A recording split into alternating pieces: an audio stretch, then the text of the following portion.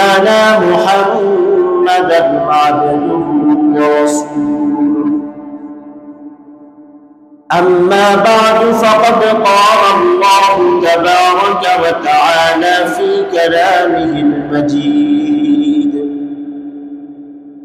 أعوذ بالله من الشيطان الرجيم بسم الله الرحمن الرحيم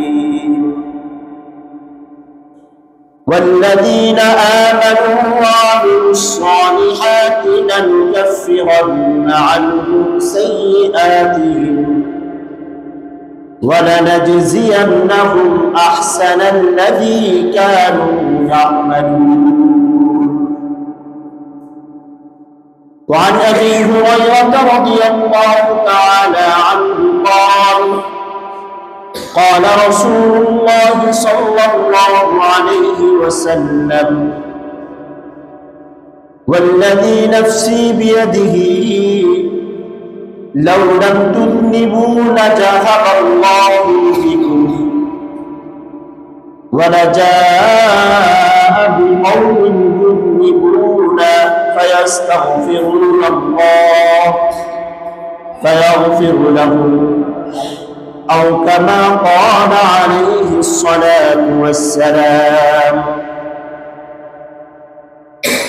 اللهم صل على محمد وعلى آل محمد كما صليت على إبراهيم وعلى آل إبراهيم إنك حميد مجيد اللهم بارك على محمد وعلى آل محمد كما باركت على إبراهيم وعلى آل إبراهيم إنك حميد مجيد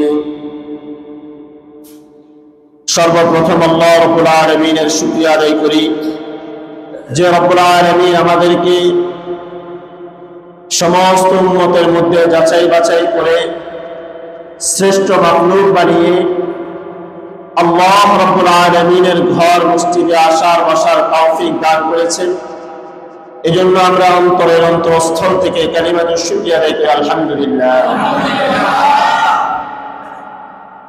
সম্মানিত হাজিরিন, কোরআনে কারীমের একটি আয়াত তেলাওয়াত করেছি এবং রাসূল সাল্লাল্লাহু আলাইহি ওয়াসাল্লামের অসংখ্য অগণিত আহাদিস মুবারক থেকে একটি হাদিস তেলাওয়াত করেছি।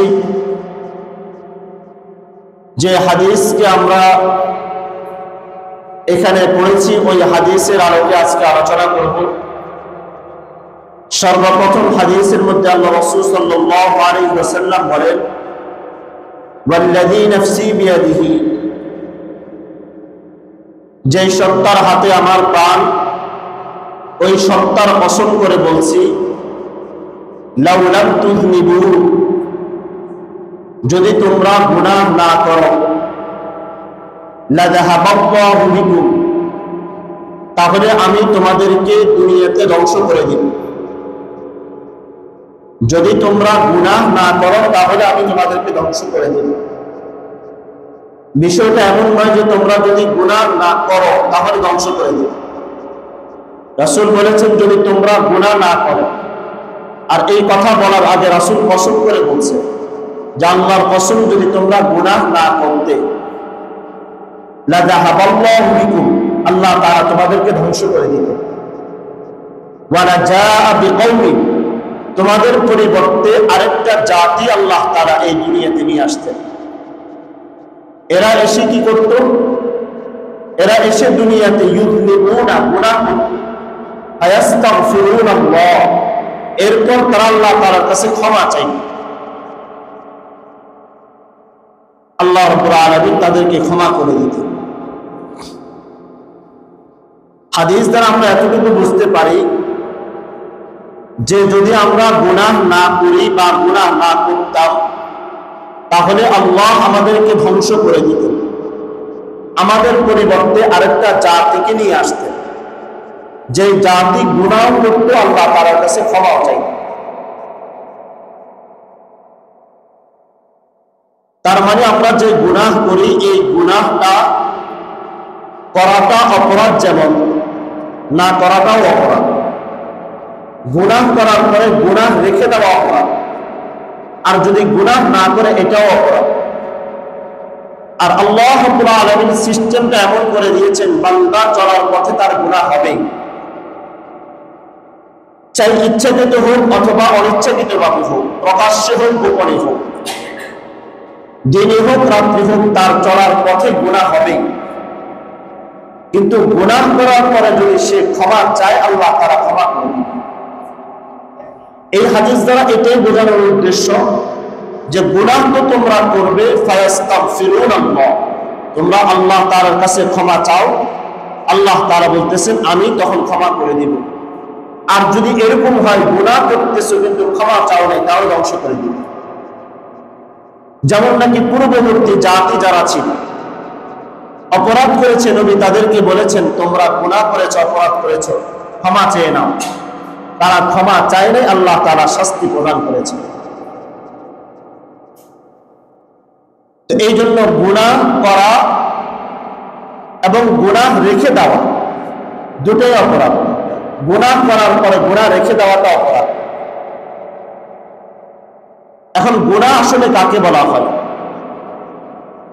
গুনাহ শব্দটা যদিও ফার্সি শব্দ, কিন্তু আরবিতে এটাকে বলা হয় আল মাসিয়াত অথবা আল-জুরম, আল-ইসম, এগুলাকে আরবিতে বলা হয় গুনাহ। বাংলাতে আমরা বলি পাপ। পরিভাষায় গুনাহ বলা হয় আল্লাহ এবং তার রাসূল যে বিধানগুলো দিয়েছেন ওই বিধানের বিপরীত কোনো কাজ করা, এটাই গুনাহ। আল্লাহ রাব্বুল আলামিন এবং তার রাসূলের কোনো বিধানকে কটাক্ষ করা, হেয় প্রতিপন্ন করা, এটাই গুনাহ। তাহলে দুইজনের বিপরীতে যে কাজ করব এটাই হলো গুনাহ। এই গুনাহটা আসবে আবার দুই প্রকার। কয় প্রকার গুনাহ? একটা গুনাহকে বলা হয় গুনাহে কাবীরা, আরেকটা গুনাহকে বলা হয় সগীরা। আমরা বাংলায় ভাষা বলি কবিরা গুনাহ, সগীরা গুনাহ। কাবীরাতুন শব্দের অর্থ হচ্ছে বড়, সগীরা শব্দের অর্থ হচ্ছে ছোট। একটা গুনাহ হলো বড় বড় গুনাহ, আর কিছু গুনাহ হলো ছোট ছোট গুনাহ। ছোট গুনাহগুলো কেমন, এর কোনো হিসাব নাই। বড় গুনাহগুলো কি কি? কোন কোন মুফাসসির তার 70টা ব্যাখ্যা করেছেন, কেউ 80টা ব্যাখ্যা করেছেন। এর মধ্যে উল্লেখযোগ্য হলো আল্লাহ তাআলার সাথে শিরিক করা, মা বাবার নাফরমানি করা, টিভি সিনেমা দেখা, কাউকে হত্যা করা, এগুলো হলো বড় বড় গুনাহ। ছোট ছোট গুনাহ হলো নিজের অজান্তে কাউকে কষ্ট দিয়ে ফেলা, এটা হলো ছোট ছোট গুনাহ। তো একটা গুনাহ হলো কাবীরা গুনাহ, আরেকটা হলো সগীরা গুনাহ। এই দুটা গুনাহ আমরা করি। একজন সফল মুমিন, একজন ঈমানদার, সে তার গুনাহগুলোকে কিভাবে দেখবে? বুখারী শরীফের হাদিসের মধ্যে হযরত আব্দুল্লাহ ইবনে মাসউদ রাদিয়াল্লাহু তাআলা আনহু তিনি বলেন যে বান্দারা যখন গুনাহ করবে, এই গুনাহটাকে ঈমানদার একভাবে দেখে আর বদকার আরেকভাবে দেখে। ঈমানদার গুনাহ করার পর তার গুনাহকে একরকম মনে করে, আর বদকার তার গুনাহকে আরেক রকম মনে করে। قال رسول الله صلى الله عليه وسلم إن المؤمن يرى ذنوبه كأنه قاعد تحت جبل يخاف أن يقع عليه।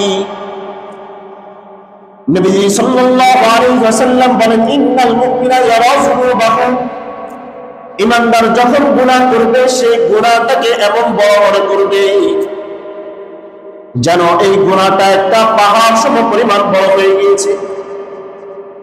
ইয়াখাফু আন ইয়াকা আলাইহি, সে সব সময় আশঙ্কা করবে এই পাহাড়টা আমার উপর ধসে পড়বে।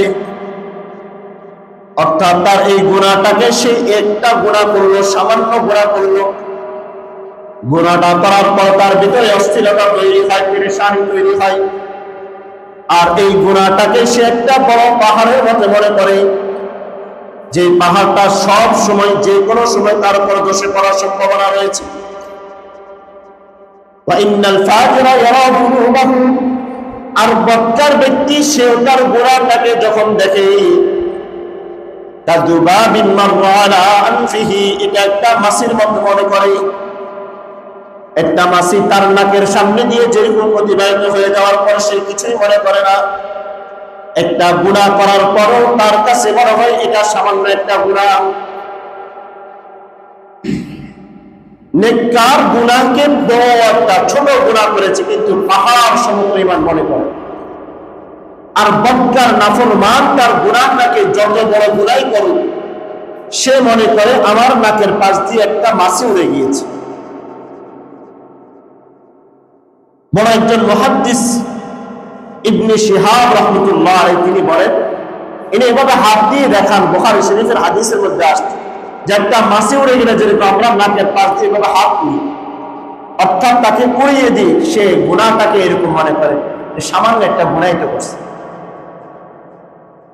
পক্ষান্তরে যে ইমানদার সে যদিও গুনাহ করেছে, যদিও সে নাফরমানি করে, কিন্তু তার মনে সবসময় এটাই থাকে যে আমি যে গুনাহটা করতেছি বড় একটা পাপ করেছি, আমি যে আমার মা বাবার নাফরমানি করছি এটা বড় একটা পাপ। সে যে কোনো গুনাহ করে, যে নামাজ পড়ে নাই তার মনে মনে একটা ধারণা আর কত বড় একটা পাপ করলাম, তার ভিতরে একটা অনুশোচনা থাকে যে আমি একটা বড় অন্যায় করেছি। তাহলে বুখারী শরীফের হাদিস দ্বারা নবীজি আমাদেরকে বুঝিয়ে দিলেন ইমানদারের কাছে গুনাহটা বড় মনে হবে, আর বদকারের কাছে, নাফরমানের কাছে তার গুনাহটা তার কাছে ছোট মনে হবে। নবীজির এই হাদিস দ্বারা আমরা আমাদের নিজের ভিতরে যদি নিজেরাই চিন্তা করে তাহলে বুঝতে পারবেন আপনি ইমানদার নাকি বদকার। গুনাহ করার কারণে আপনি বদকার হয়ে যান নাই, গুনাহ করার কারণে, গুনাহের পরে যদি আপনার মনের ভিতরে গুনাহকে গুনাহ মনে হয় তাহলে আপনি ইমানদার। আর যদি গুনাহ করার পর মনে হয় যে কিছুই করলাম না, এটা তো গুনাহই না, তাহলে বুঝতে হবে আপনি ইমানদার আর নেই, আপনি বদকার হয়ে গিয়েছে, নাফরমান হয়ে গিয়েছে। এই যে আমরা গুনাহগুলো করি, চাই সেটা প্রকাশ্য করি অথবা গোপনে করি, এই গুনাহগুলোর কোনো না কোনো ক্ষতি অবশ্যই আমাদের জীবনে এটার প্রভাব পড়েই। গুনাহের প্রভাব আমাদের অন্তরের মধ্যে কিভাবে পড়ে? অনেক সময় ছোট বাচ্চা যখন সে ছোট ছিল, ক্লাস 6-7 পর্যন্ত ছিল, অনেক মেধাবী ছিল, একটা সময় পার হওয়ার পর দেখা যায় এই স্টুডেন্ট তার রেজাল্ট আর ভালো নেই, তার কাছে আর পড়াশোনা ভালো লাগে না। আপনি নিজে বলেন যে একটা সময় কত হিসাব নিকাশ মনে রাখতাম, এখন আর মনে থাকে না। বুঝতে হবে আপনি কোনো না কোনো গুনাহের মধ্যে জড়িত। গুনাহের প্রভাব হলো গুনাহ মানুষের জ্ঞান বুদ্ধিকে শেষ করে দেয়, নিঃশেষ করে দেয়। গুনাহের কারণে মানুষের জ্ঞান কমে যায়, তার জ্ঞান বুদ্ধি লোপ পেয়ে যায়, তখন তার কাছে আর সে যে একজন জ্ঞানী এটা তার কাছে আর মনে হয় না। ভালো ছাত্র একটা সময় দেখা যায় শেষ হয়ে যায়, কারণ সেই গুনাহের মধ্যে জড়িত। শ্রেষ্ঠ একজন বুজুর্গ, একজন ইমাম ছিলেন ইমাম শাফিঈ রাহমাতুল্লাহ আলাইহি, যার মাযহাবকে শাফিঈ মাযহাব বলা হয়। মদিনার মসজিদে ইমাম মালিক রাহমাতুল্লাহ আলাইহি তিনি দীর্ঘ 20 বছর বা এরকম অনেক বছর যাবত দরজ দিতেন। ইমাম মালিক রাহমাতুল্লাহ আলাইহি বয়সে ইমাম আবু হানিফার সমবয়সী ছিলেন। ইমাম মালিক মদিনার মসজিদে বসে বসে দরজ দিতেন, আর ওখানে গিয়ে ইমাম শাফিঈ উপস্থিত হলেন, অনেক ছোট একজন বাচ্চা ছিলেন। তখন ইমাম মালিক ইমাম শাফিঈকে উদ্দেশ্য করে বলতেছেন, হে বৎস আমার, আমি তোমার ভিতরে এমন একটা নূর দেখতেছি, তোমার ভিতরে ইলমের জ্ঞানের একটা নূর দেখছি, যদি তুমি এই নূর, এই জ্ঞানকে, এই আলোকে যদি তুমি মূল্যায়ন করো তাহলে ভবিষ্যতে অনেক বড় কিছু হবে। আর মনে রাখবে যদি নাফরমানি করো, গুনাহটা হলো আলো, অন্ধকার, আর নেক আমল হলো আলো। যদি তুমি অন্ধকারে নিমজ্জিত হও, গুনাহ করো, তাহলে এই জ্ঞান শেষ হয়ে যাবে। ইমাম শাফিঈ রাহমাতুল্লাহ আলাইহি ওনার উস্তাদ ইমাম ওয়াকিঈর কাছে গিয়ে অভিযোগ করলেন যে, হে আমার উস্তাদ, আমি যে জ্ঞান অর্জন করি আমার কোনো কিছুই মনে থাকে না। কে বলতেছেন? যোগশ্রেষ্ঠ একজন ইমাম, হাদিসের কিতাবের মধ্যে, মাসআলার কিতাবগুলোর মধ্যে যার নাম প্রতিটি পৃষ্ঠায় পৃষ্ঠায় থাকে, সেই ইমামে শাফিঈ তার উস্তাদের কাছে গিয়ে বলতেছেন যে আমি যখন যা কিছু পড়ি সব ভুলে যাই। তো উনি কবির ভাষায় বলেছিলেন, শাকাউতু ইলা ওয়াকিঈন সুআ হিফজি ফাআরশিদনি ইলা তারকিল মাসি। ইমাম শাফিঈ তার উস্তাদ ওয়াকিঈর কাছে গিয়ে বললেন, হে আমার উস্তাদ, সুআ হিফজি, আমি যা কিছু মুখস্থ করি সব ভুলে যাই। তার উস্তাদ বললেন, ফাআরশিদনি ইলা তারকিল মাসি, হে সন্তান তুমি গুনাহ ছেড়ে দাও।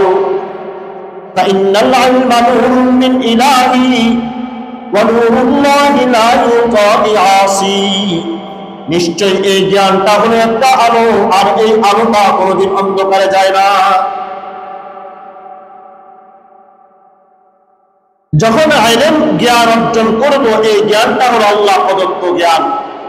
মান ইউরিদিল্লাহু বিহি খায়রান ইউফাক্কিহু ফিদ্দীন, দ্বীনের জ্ঞান আল্লাহ তাআলা ওই ব্যক্তিকে দান করেন যার কল্যাণ আল্লাহ তাআলা চান। আর যখন আমরা গুনাহ করি তখন আমাদের একটা জ্ঞান, ধীরে ধীরে আমাদের এই জ্ঞানগুলো লোপ পেয়ে যায়, আমরা আস্তে আস্তে মূর্খের চেয়ে জঘন্য হয়ে যায়। তো গুনাহের প্রথম প্রভাব হলো মানুষের জ্ঞান বুদ্ধি লোপ পেয়ে যায়। দ্বিতীয় নম্বর, গুনাহের প্রভাব, গুনাহ করার কারণে প্রতিটি গুনাহের কোনো না কোনো প্রভাব অন্তরের মধ্যে পড়ে। মানুষের যে হৃদয়, যে আত্মা আল্লাহ তাআলা দিয়েছেন, এটা পরিচ্ছন্ন, পরিষ্কার। আর যখন এই আত্মার মধ্যে গুনাহের প্রভাব পড়ে, তখন একটা একটা দাগ পড়তে শুরু করে। মুসনাদে আহমদের মধ্যে হাদিস আসছে, عن أبي هريرة رضي الله تعالى عنه قال قال رسول الله صلى الله عليه وسلم إن المؤمن إذا أذنب, যখন কোন মুমিন গুনাহ করে, কানাত নুকতাতুন সাউদাউ ফি কলবিহি, ওই একটা গুনাহ করার কারণে ওই ইমানদার ব্যক্তি, যদিও সেই মুমিন, যদিও তার অন্তরটা পরিষ্কার পরিচ্ছন্ন, গুনাহ করার কারণে তার অন্তরটা অন্ধকার হয়ে যায়, কারো কারো কারো দাগ পড়ে যায়। এক একটা গুনাহ করবে, তার অন্তরের মধ্যে একটা একটা দাগ পড়ে যায়। ফাইন তাবা ওয়াস্তাগফারা সুকিনা কলবুহু, যদি ওই ব্যক্তি তওবা করে, ইস্তিগফার পাঠ করে, নেক আমল করে, তাহলে ওই দাগগুলো সরে যায়। ওয়া ইন যাদা যাদাত হাত্তা তা'আলু কলবুহু, আর যদি সে নাফরমানি করতে থাকে, একটা গুনাহ করেছে আর একটা গুনাহ করে, যৌবনে গুনাহ করেছে, বার্ধক্যেও গুনাহ করে, দিনেও গুনাহ করে, রাত্রিবেলাও গুনাহ করে, প্রকাশ্যেও গুনাহ করে, যতবার গুনাহ করে তার দাগ পড়তে পড়তে এমন অবস্থা হয়ে যায়, আল্লাহ রাব্বুল আলামিন সূরা মুতাফফিফিনের মধ্যে বলেন, কাল্লা বাল রানা আলা কুলুবিহিম মা কানু ইয়াকসিবুন, এটা এমন একটা মরিচিকা যেটা তার কৃতকর্মের কারণে, তার গুনাহের কারণে পড়ে গিয়েছে। কাল্লা ইন্নাহুম আন রাব্বিহিম ইয়াওমাইযিন লামাহজুবুন, কিয়ামতের দিবসে ওই নাফরমানের সাথে আল্লাহ তাআলা দেখা তো দূরের কথা, তার দিকে ফিরেও তাকাবেন না। গুনাহের দ্বিতীয় প্রভাব, যত গুনাহ আমরা করব, গোপনে করি আর প্রকাশ্যে করি, একটা সময় এই অন্তর গুনাহ করার কারণে গুনাহের প্রভাব পড়তে পড়তে এটা পুরাটা কালো হয়ে যায়। তখন আর নেক আমলও ভালো লাগে না, সব কাজগুলো আমাদের কাছে বিরক্তির কারণ হয়ে যায়। আল্লাহ রাব্বুল আলামিন বলতেছেন, এই নাফরমানগুলো যদি আমার কাছে আসবে, তো আল্লাহ তাআলা এদের মাঝে আর আমার মাঝে একটা আমি এদের মাঝে একটা প্রাচীর তৈরি করে দেব, আমি এদের দিকে ফিরেও তাকাবো। গুনাহের তৃতীয় নাম্বার প্রভাব, গুনাহের কারণে মানুষের রিজিক কমে যায়। তিরমিজি শরীফের হাদিসের মধ্যে আল্লাহ রাসূল সাল্লাল্লাহু আলাইহি ওয়াসাল্লামের গোলাম হযরত সাওবান রাদিয়াল্লাহু তাআলা আনহু তিনি বলেন, قال رسول الله صلى الله عليه وسلم, আল্লাহ রাসূল সাল্লাল্লাহু আলাইহি ওয়াসাল্লাম বলেন, যখন কোন মুমিন বান্দা লা ইয়াজিদু ফিল উমরি ইল্লা আল বিররু, কোন মানুষের হায়াত বৃদ্ধি পায় না একমাত্র নেক আমলের মাধ্যমে, অর্থাৎ নেক আমল করলে তার হায়াত বৃদ্ধি পায়। ওয়ালা ইয়ারদুল কদরু, আর মানুষের তাকদীর কোনদিন পরিবর্তন হয় না ইল্লা দুআ, দোয়া ছাড়া, অর্থাৎ দোয়ার মাধ্যমে মানুষের ভাগ্য পরিবর্তন হয়। তৃতীয় নাম্বার হলো ইন্নার রাজুলা লা ইউহরামুর রিজকা বিদ্দাবি ইউসিবুহু, মানুষ তার গুনাহের কারণে রিজিক থেকে বঞ্চিত হয়ে যায়। রাসূল বলেন, মানুষ যখন গুনাহ করে তখন তার গুনাহের কারণে সে রিজিক থেকে বঞ্চিত হয়ে যায়। এর বাস্তবতা আপনার জীবনে আপনি বহুবার পাবেন। সৌদি আরব গিয়েছেন, বিদেশ গিয়েছেন, ইউরোপ আমেরিকা করেছেন, সব টাকা কামাই করেছেন, কোটি কোটি টাকা স্ত্রী আর পরিবারের জন্য পাঠিয়েছেন। আপনি ওখানে 24 ঘন্টা ডিউটি করেন, কাজ করেন, আর পরিবারের জন্য টাকা পাঠান। আর আপনার স্ত্রী জামা কাপড় কিনে পর পুরুষের সাথে কথা বলে, অন্যের সাথে পরকিয়া করে। আপনার ছেলেটা এলাকার সব জায়গায় ঘুরে ঘুরে বিভিন্ন নারীদের সাথে কথা বলে। আপনার ছেলে এলাকার মধ্যে মদ, ইয়াবা, গাঁজার আসর বসায়। আপনি ওই দিক থেকে যত কোটি টাকা পাঠান, এখানে রিজিকের মধ্যে বরকত হবে না। আল্লাহ রাসূল বলেন, ইন্নার রাজুলা লা ইউহরামু, মানুষ রিজিক থেকে বঞ্চিত হয়ে যায় একমাত্র গুনাহের কারণে। হয়তো আপনার কারণে গুনাহ, অথবা আপনার পরিবারের কারণে রিজিক থেকে বঞ্চিত। যত কোটি টাকায় পাঠান আর আপনার পরিবার যদি নাফরমানিতে লিপ্ত হয়ে যায়, আপনার ছেলেরা যদি নামাজ না পড়ে, আপনার ছেলে মেয়েরা যদি পর্দা না করে, আপনার পরিবার যদি ইবাদত বন্দেগী না করে, তো আপনি 1000 টাকা পাঠাবো, কোনোভাবে এই ঘরের মধ্যে বরকত আসবে না। যার কারণে দেখা যায় দীর্ঘ 10, 20, 25 বছর, 30 বছর বিদেশে থেকে আসছেন, বাড়িঘর করেছেন, সব কিছু করেছেন, ঘরের মধ্যে শান্তি নাই। এই অসুস্থতা, ওই অসুস্থতা একটার পর একটা লেগে আছে। অনেক সময় অর্থ আছে কিন্তু খাওয়ার মতো অবস্থা নেই। আর অথচ অনেক মানুষ এমন আছে, তার অর্থ উপার্জনের ব্যবস্থা নেই, কিন্তু 3 বেলা পেট করে খাবার খাচ্ছে। এর একমাত্র কারণ হলো গুনাহের কারণে মানুষ রিজিক থেকে বঞ্চিত হয়ে যায়। নবীজি বলেন যে রিজিক যে যত বেশি গুনাহ করে, তার পরিবার যদি গুনাহের মধ্যে লিপ্ত থাকে, তো যত 1000 টাকা উপার্জন করুক, সে যতভাবে পরিবারকে সন্তুষ্ট করার চেষ্টা করুক, সে কোনোদিন সফল হতে পারে না। গুনাহের তৃতীয় নাম্বার ক্ষতি, রিজিক থেকে বঞ্চিত হয়। চতুর্থ নাম্বার, গুনাহের কারণে মানুষের থেকে হায়া, লজ্জা চলে যায়। যে যত বেশি গুনাহ করে তার লজ্জা তত বেশি কম। একজন নাফরমান আর একজন ইমানদার, ইমানদার যদি গুনাহ করে, পাপ করে, তখন কেউ একজন বললে নিজে নিজে লজ্জিত হয়।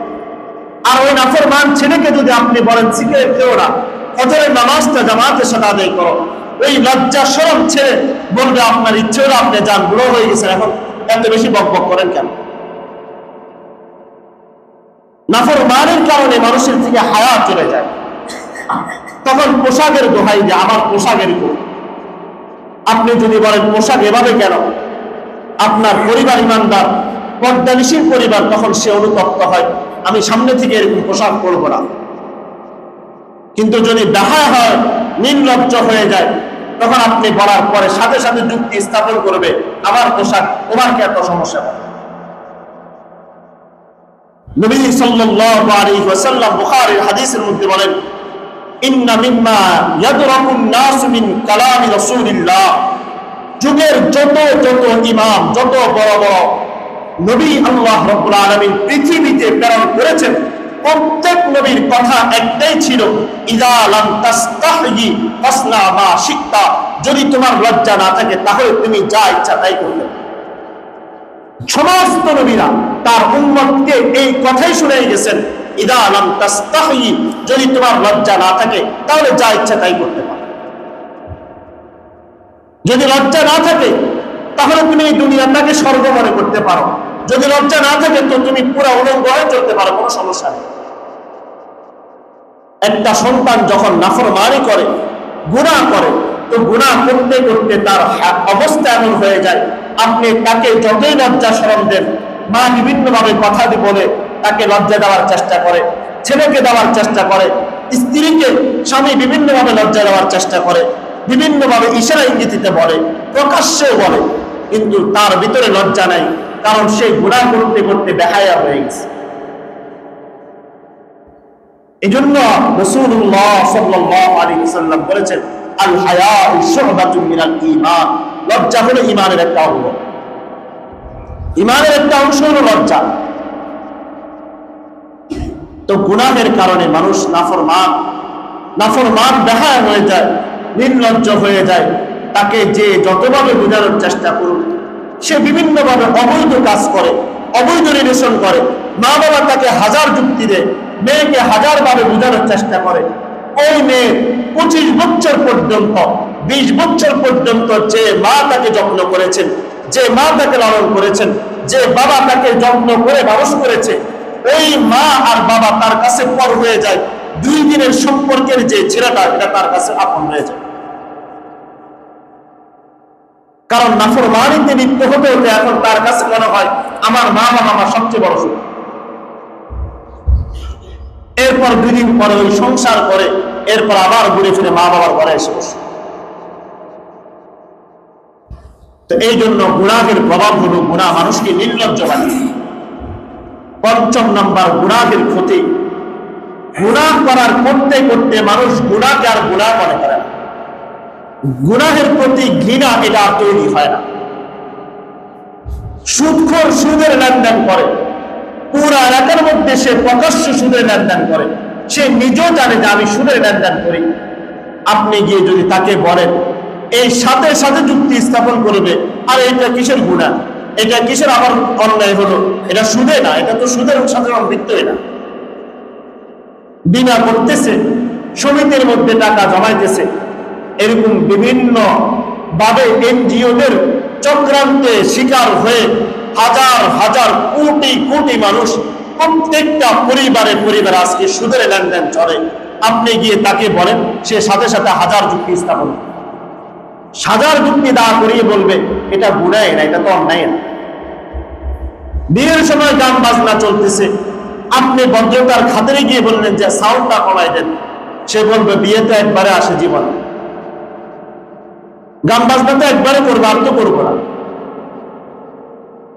তার মানে তার গ্যারান্টি হলো একবার বিয়ে আসবে, এই একবারে গান বাজনা করব, আর শুধুমাত্র হুজুর দিয়ে, খেজুর দিয়ে অথবা বিয়ে পড়াই দিবে, এটাই হালাল পদ্ধতি, আর বাকি যেগুলো আছে এগুলো ইসলাম নাই।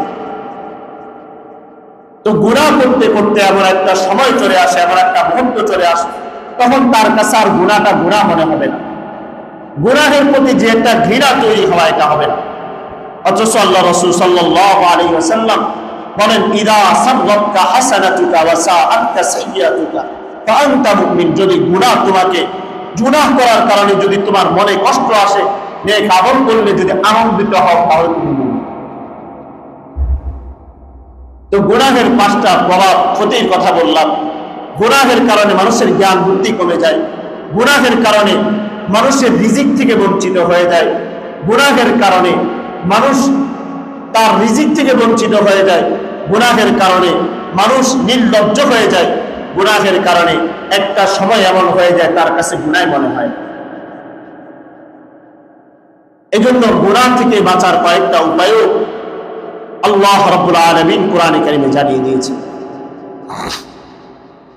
সর্বপ্রথম গুনাহ থেকে বাঁচার একটা উপায় হলো ইস্তেগফার বেশি বেশি করা। হযরত নূহ আলাইহিস সালাতু ওয়াস সালাম উনার কওমদেরকে বলতেছেন, فَقُلْتُ اسْتَغْفِرُوا رَبَّكُمْ إِنَّهُ كَانَ غَفَّارًا।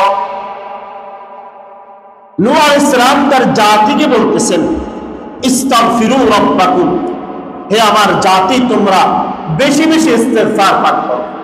ইন্নাহু কানা গফফারা, নিশ্চয়ই ইস্তিগফার এটা মানুষের, আল্লাহ তাআলা মানুষকে তার গুনাহের কারণে আল্লাহ তাআলা তাকে মুক্তি দান করেন, গুনাহ মুক্ত করে দেন।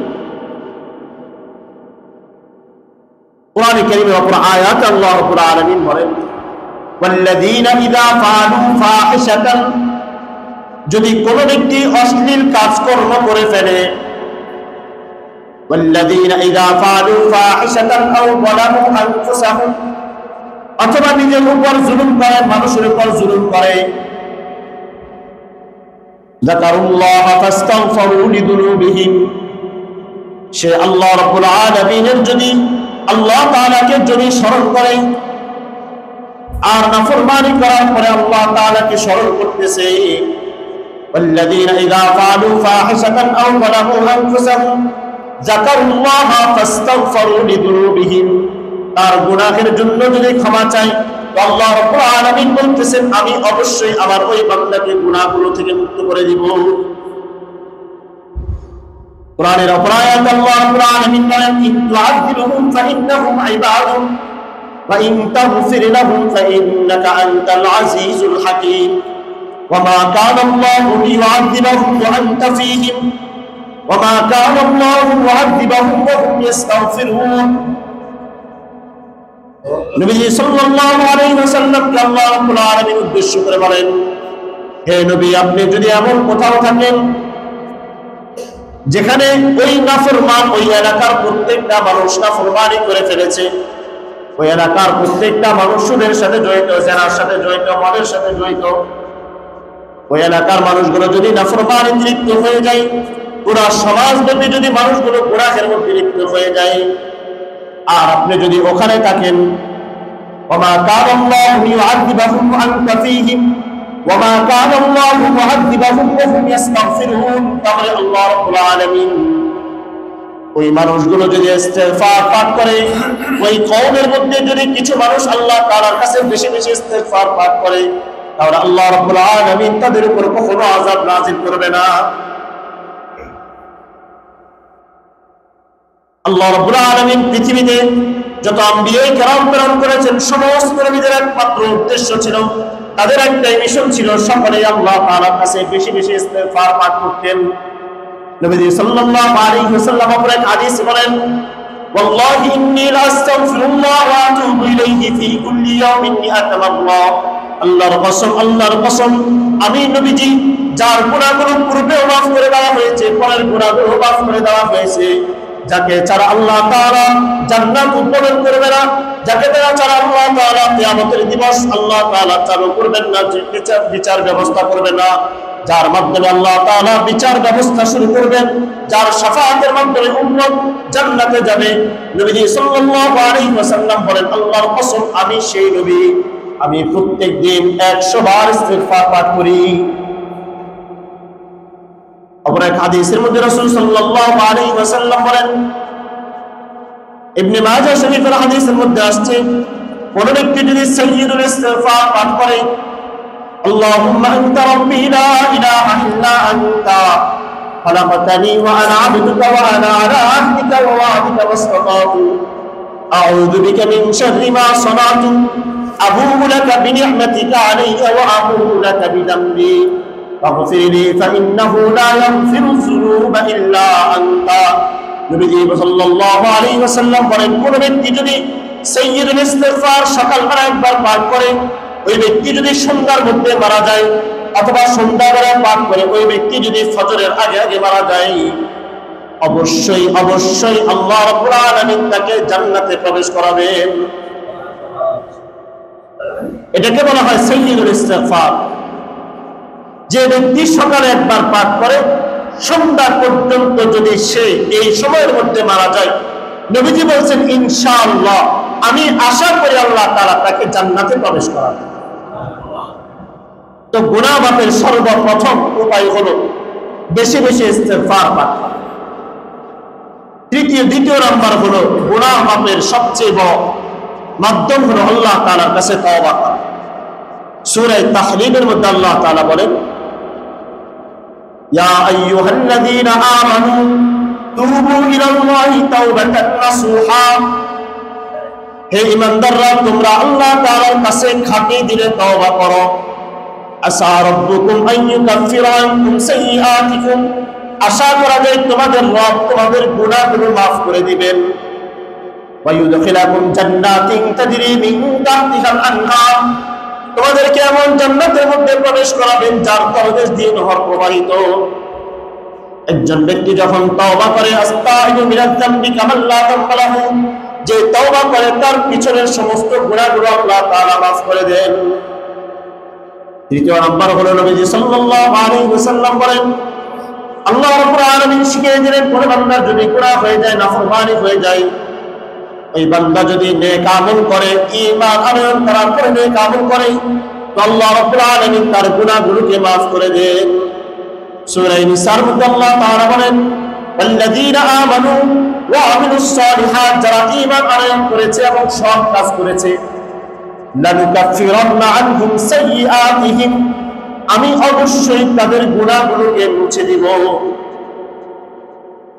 কোরআনে কারীমে সূরা মুহাম্মদ আল্লাহ তাআলা বলেন, ওয়াল্লাযীনা আমানু ওয়া আমিলুস সালিহাত, যারা ঈমান আনয়ন করেছে, যারা সৎকর্ম করেছে, ওয়া আমানু বিমা নুজিলা আলা মুহাম্মদ, এবং মুহাম্মদের উপর যা কিছু আল্লাহ তাআলা অবতীর্ণ করেছে ওগুলোর প্রতি ঈমান এনেছে, লানুকাফিরান্না আনহুম সাইয়্যাতিহিম ওয়া আসলাহা বালাহুম, আমি অবশ্যই তাদের গুনাহগুলোকে মাফ করে দিব। আল্লাহ রাব্বুল আলামিন তিনটা পদ্ধতি বললেন। এক নাম্বার বললেন তোমরা বেশি বেশি ইস্তিগফার পাঠ করো, দ্বিতীয় নাম্বার তওবা করো, তৃতীয় নাম্বার নেক আমল করো। কিন্তু কিছু কাজ আছে, যে জিনিসগুলো, কিছু গুনাহ আছে যেগুলো আল্লাহ রাব্বুল আলামিন নিজে বলে দিয়েছেন আমি এই গুনাহগুলোকে মাফ করব না তওবা ছাড়া।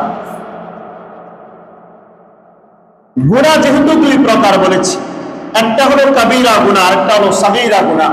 বড় বড় গুনাহ আরেকটা হলো সাগীরা গুনাহ। বড় গুনাহগুলোর মধ্যে সবচেয়ে বড় গুনাহ, আকবরুল কাবাইর, সবচেয়ে বড় গুনাহ হলো শিরক। চাই সেটা আল্লাহ তাআলার জাতের সাথে হোক, সিফাতের সাথে হোক, আল্লাহ তাআলার স্রষ্টার সাথে হোক, অথবা আল্লাহ তাআলার কোনো গুনাহের সাথে আমরা যেভাবে আমরা নাফরমানি করব, যেভাবে আমরা কোনো ধরনের যেভাবে আমরা আল্লাহ তাআলার সাথে শিরক করব, আল্লাহ তাআলা বলছেন ইন্নাল্লাহা লা ইয়াগফিরু আন ইউশরাকা বিহি ওয়া ইয়াগফিরু মা দুনা যালিকা লিমান ইয়াশা। শিরক ছাড়া আল্লাহ তাআলা যত গুনাহ হোক সমস্ত গুনাহগুলো আল্লাহ তাআলা মাফ করে দেন। শিরকের গুনার জন্য একমাত্র প্রয়োজন তওবা। তওবা ছাড়া শিরকের গুনাহ মাফ হয় না। দ্বিতীয় নাম্বার আল্লাহ তাআলা বলেন কবিরা গুনাহ, বড় বড় গুনাহ থেকে যদি কেউ বেঁচে থাকে তাহলে আল্লাহ তাআলা ছোট ছোট গুনাহ মাফ করে দিবেন। সগীরা গুনাহের জন্য তওবার প্রয়োজন হয় না, নেক আমলের মাধ্যমে সগীরা গুনাহকে আল্লাহ তাআলা মাফ করে দেন। কোরআনে কারীমে আল্লাহ তাআলা বলেন ইন তাজতারিবু কাবাইরা মা তুনহাউনা আনহু নুকাফির আনকুম সাইয়্যাতিকুম, যদি তোমরা বড় বড় গুনাহ থেকে বিরত থাকো তাহলে আমি তোমাদের ছোট ছোট গুনাহগুলো মাফ করে দেব। এইজন্য রাসূলুল্লাহ সাল্লাল্লাহু আলাইহি ওয়াসাল্লাম হাদিসের মধ্যে বলেন قال رسول الله صلى الله عليه وسلم الصلاة الخمس والجمعة إلى الجمعة, পাঁচ ওয়াক্ত নামাজ যে ব্যক্তি আদায় করে এক জুমা থেকে আরেক জুমা পর্যন্ত, যে ব্যক্তি এক জুমা থেকে আরেক জুমা পর্যন্ত এক জুমা আদায় করেছে আরেক জুমা আদায় করেছে, এই মধ্যবর্তী সময়ে সে অনেকগুলো সগীরা গুনাহ করেছে। রমজান ইলা রমজান, এক রমজানে গুনাহ করেছে, আরেক রমজানে এক রমজানের রোজা রেখেছে, আরেক রমজানেও রোজা রেখেছে, এই দুই রমজানের মাঝখানে সে যতগুলো গুনাহ করবে আল্লাহ রাব্বুল আলামিন তার সমস্ত গুনাহগুলোকে মাফ করে দিবেন। শর্ত হলো ইদা ইজতানাবাতিল কাবাইর, যখন কবিরা গুনাহ থেকে বেঁচে থাকবে। শিরিকের গুনাহ, বড় গুনাহ, কবিরা গুনার জন্য তওবা প্রয়োজন। তওবা ছাড়া বড় গুনাহ মাফ হয় না। শিরিকের গুনার জন্য আল্লাহ তাআলার কাছে মাফ চাওয়া দরকার। তওবা ছাড়া আল্লাহ তাআলা শিরিকের গুনাহ মাফ করেন না, বড় গুনাহ মাফ করে না। আর ছোট ছোট গুনাহ, চলতে ফিরতে যে গুনাহগুলো হয়ে যায়, এই গুনাহগুলো নেক আমলের মাধ্যমে আল্লাহ তাআলা মাফ করে দেন। জুমার নামাজ আদায় করেছি, আসরের নামাজ আদায় করব, এর মাঝখানে যে সগীরা গুনাহগুলো হবে ওই নামাজ আদায় করার কারণে আল্লাহ তাআলা মাফ করে দেন। রমজানে রোজা রেখেছি, তো এই রমজান থেকে আরেক রমজান, সামনের রমজানে যদি রোজা রাখি, এই পুরো এক বছরে যত গুনাহ আমরা সগীরা গুনাহ করব আল্লাহ তাআলা মাফ করে দিবেন। এই জন্য ইমানদার তার গুনাহগুলোকে পাহাড়ের সমপরিমাণ মনে করা। যে কোনো গুনাহ আমরা গুনাহ করতেছি, আমিও জানি, আপনিও জানেন আপনি কোন গুনাহ করেন, আমিও জানি যে আমি রাত্রিবেলায় গুনাহ কিভাবে করি, দিনের বেলায় কিভাবে গুনাহ করি, আমি পাঞ্জাবি পরে কি গুনাহটা করি। আপনি নিজেও জানেন, আপনি অফিসে আপনার ব্যক্তিগত জীবনে কি গুনাহগুলো করেন। গুনাহ করার পরে গুনাহগুলোকে গুনাহ মনে করেন। সবসময় এটাই চেষ্টা করা যে আল্লাহ আমি এই গুনাহ করলাম, বিষয়টা যেন এমন না হয়ে যায় যে আমরা গুনাহ করলাম আর মনে করলাম যে এটা তো গুনাহই না। যদিও এখন গুনাহকে গুনাহ মনে করি, একটা সময় আল্লাহ তাআলা তওবার সুযোগ করে দিবেন। পক্ষান্তরে যদি আমরা গুনাহকে গুনাহ না মনে করি, তাহলে একটা সময় আল্লাহ তাআলা আমাদের থেকে ঈমান ছিনিয়ে নেবে। এই জন্য ইসলামের কোনো বিধান, শরীয়তের কোনো বিধান যদি আমার পছন্দ না হয়, আমার কাছে ভালো নাও লাগে, তবু কখনো প্রকাশ না করা, দোয়া করা যে আল্লাহ আমি দাঁড়িয়ে রাখতে পারি না, আল্লাহ আমি সুদের সাথে জড়িত, আল্লাহ আমি নামাজ পড়তে পারি না, আল্লাহ আমি অমুক গুনাহ করি, আল্লাহ আপনি জানেন আমি চেষ্টা করতেছি গুনাহ থেকে বেঁচে আসার জন্য, গুনাহ থেকে বিরত থাকার জন্য, আল্লাহ আপনি আমাকে সুযোগ করে দেন।